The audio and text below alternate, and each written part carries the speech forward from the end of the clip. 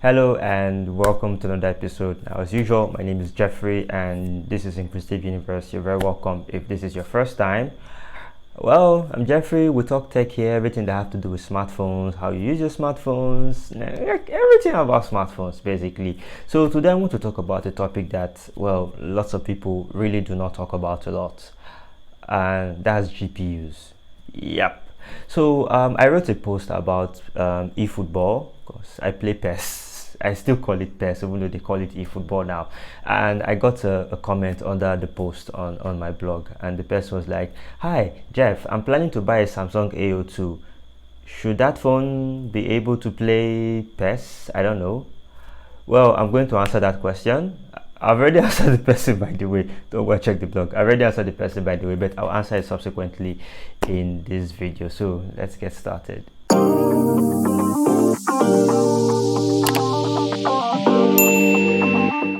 Alright, so we're back. Let's get started. Now, for people who have been in the smartphone tech space for a long time, the term GPUs is, well, elementary, and I'm guessing that for some people they may want to skip this video entirely, but just hang on till the end, please. Well, GPU is short for what you call a graphics processing unit. Graphics processing unit, that's where we get the term GPUs. Right, so what is a GPU and what does it do? Well, a GPU is a type of CPU or a type of processor that you can find on the SoC. So what does it do? Simple. It's in the name, graphics. It processes graphics and displays them on the screen. Yeah.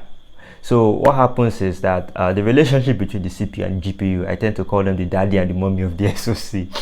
The CPU gets data from the internal storage. It gets the data, it processes it, but it cannot do everything by itself. So as it's processing the data, it's pushing out the graphical parts of it. It's pushing it out to the GPU. So the GPU is over there displaying the graphics. The CPU crunches the hard numbers and does the processing in the background. The GPU puts out the graphics on the screen. Now, lots of people strongly believe that GPUs only have to do with gaming. No, actually, they do not exclusively. They handle everything graphics on the smartphone. Now, at this point, some people will be wondering, did I hear you right? It's not just for games? No, it's not just for games. Yes, they do. The capability of a GPU, yes, does determine the kind of games you'll be able to play. But it's not just about gaming. GPUs do a whole lot more than just gaming. GPU handles the graphical elements of apps, for example, your user interface and the themes on your phone. Yes, gaming, as everybody does know by now, gaming, yes, definitely. There's also augmented reality, virtual reality, and anything that has to do with video. Yes, the videos you watch on your phone. Yeah, definitely. So anything that has to do with graphics showing on your screen or graphical elements showing on your screen, it is all handled by the GPUs. All right, so next up, let's look at the structure of a GPU, how GPUs, key information about a GPU. I think that's the right word to use now, key information about a GPU. So the first things first is how the GPU is built, architecture.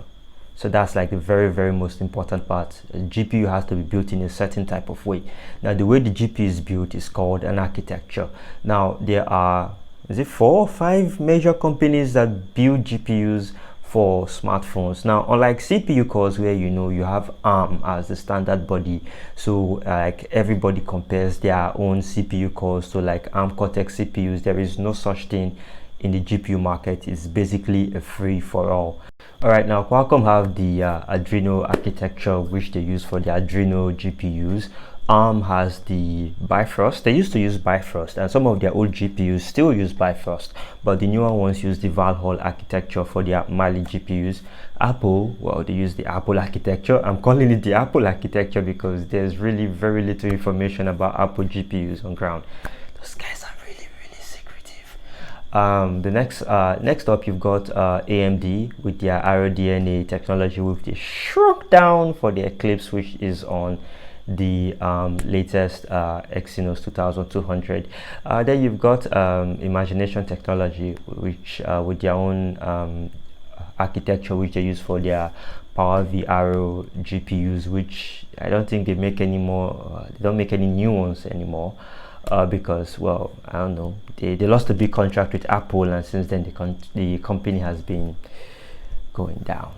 All right, now let's move on to like the final part of this video, which is how do GPUs work. So like I said earlier, CPU gets the information. Let's assume it's a game, for example. CPU gets the information, right? CPU gets the information and then starts crunching it, starts doing its thing. It's processing the data now.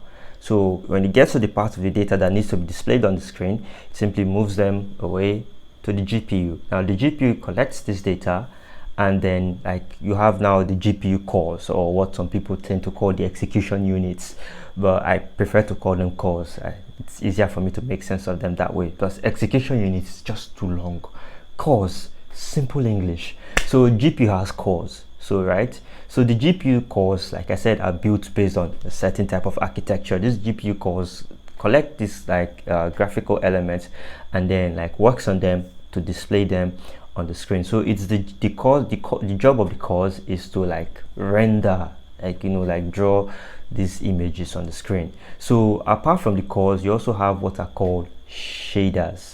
Right, you've got shader units or shader cores or whatever they call them, but basically you've got shaders. So the job of the shaders is to add texture, to add color, you know, like light points, dark points, shadows, basically just to bring the whole image to life. So that's the job of the shader cores. So basically CPU gets data, forwards graphical elements to GPU, GPU cores render the image, and then you've got the shader cores that, you know, adding color, texture, and bring all of this, brings the image to life, generally speaking. All right, so now back to the question that was asked at the beginning of the video. Like I said, the guy he left me a message and said he wanted to get a Samsung A02 and if it would play PES. Well, for starters, the Samsung A02 is powered by a MediaTek 6739 from 2017 or 2018. It's around that time frame. That was when that SoC was made. It's basically entry level at this point. When I mean entry level, I mean entry level, right? Like down, entry level. Now there are 4 CPU cores on the MediaTek 6739, which are all Cortex A53s. Now having Cortex A53s is not really a bad idea, because most of the current entry level SoCs that we have currently also use A53s, and then you can only have, like, you know, 4 cores in use, like, you know, for tasks, depending on if it's big or if it's little, you get. So A53s would probably run the game, but the problem with the MediaTek 6739 and ultimately with the Samsung A02 is the Power VRO GE8100 GPU, which is actually very poor. Now for those of us who are not in the know, what you should know is that I'm going to like you should probably watch the next video I'm going to put out, because I think that's when I'm going to explain all that. This video is already too long as it is. GPUs, just like SoCs, just like smartphones, have grades. You've got flagship, mid-range, entry level. Now even on the entry level now, allow me to coin the term, like there are entry level, like, you know, like the MediaTek Helio G25 for example, and then there's entry level all the way down, and that's where you find the Power VRO GE8100. It is basically a dinosaur at this point, right? So no, the Samsung A02 will not play PES, not without some compromise or without issues. It could install the game. Installing the game is one thing, running it smoothly is another. So GPUs are very, very important, not just for gaming alone, but for other things that you would like to do on your phone, like certain apps, Snapchat, certain games, like many stuff. So GPUs are important. The reason why most people don't talk about GPUs is mostly because we really don't have a chance to like pick like specific GPUs. No, they come bundled together with the SoC. So what most people do is that you have to look at the SoC on the phone that you want, and then maybe you can choose based on the specific GPU that you like, based on what you want to use a phone for. But other than that, really, we really don't have any choices in the GPUs, unless you just want to go and like look at the spec sheet and say, okay, no, this phone has a specific GPU, even though the SoC may be good. I don't like the GPU, so I'm not buying it. I'm buying this one because I like the GPU and stuff. But then again, most people don't really talk about GPUs all that much. So I'm going to be ending this video for now. I'm going to do a follow-up. I'm going to talk about GPU manufacturers, GPU power, how to compare GPUs and all that, but that's going to be in the next video. So I'll be signing out for this one. See ya.